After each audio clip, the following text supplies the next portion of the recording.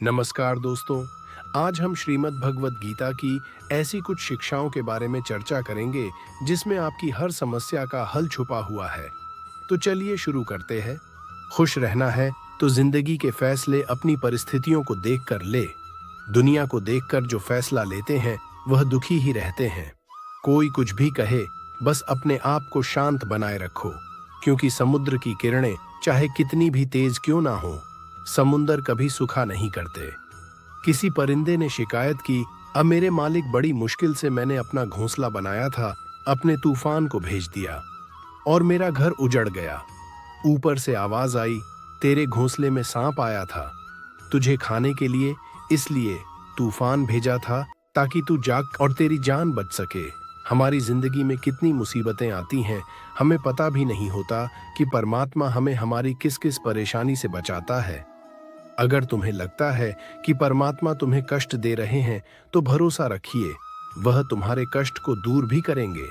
मन की पीड़ा का कोई अंत नहीं, इसलिए दूसरों को कोसने से कोई लाभ नहीं होता।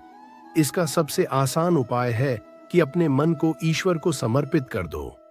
परमात्मा के साथ जुड़ते ही जीवन में खुशियों का, संयम का, नई ऊर्जा का, प्रेम का और सबसे बड़ी बात संतुष्टि का आरंभ हो जाता है।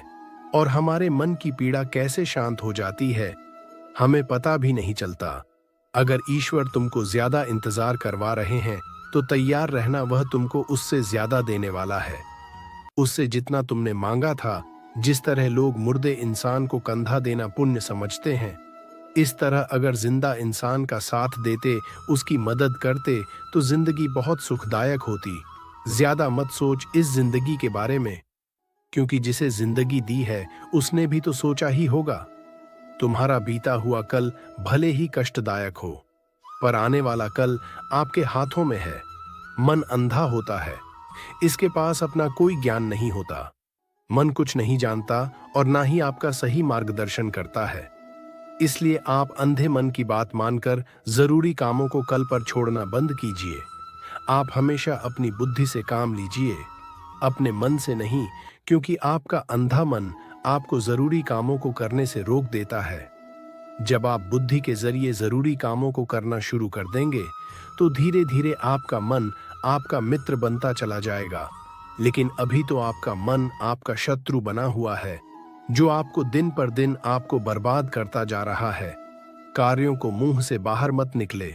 जिस प्रकार किसी गुप्त मंत्र की रक्षा करते हैं, इस प्रकार अपने बड़े लक्ष्य को गुप्त रखकर उनकी रक्षा करो। गुप्त रहकर उस पूरे काम को करो और तभी बोलो जब काम पूरा हो जाए, क्योंकि ज्यादातर लोग अपने दुखों से दुखी नहीं, दूसरों की तरक्की देखकर दुखी हैं। जब भी बात बड़े लक्ष्य की हो, तो सिर्फ उन लोगों से बांटिए जो उन बातों को अपने भीतर पचा कर रखने का हौसला रखते हैं।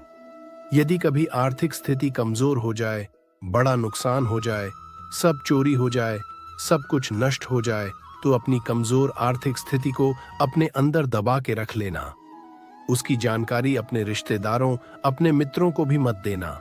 सहानुभूति के 4 आंसुओं से बचकर रहना, क्योंकि याद रखना, अंदर भले ही कम हो, पर बाहर दिखाने के लिए पूरा दम हो, क्योंकि लोगों को पता चल जाएगा कि आपके पास धन की कमी है, आपकी आर्थिक स्थिति दुखदाई है, तो आपके दोस्त, आपके रिश्तेदार सभी आपसे किनारा कर लेंगे और समय आने से पहले ही आप खत्म हो जाएंगे।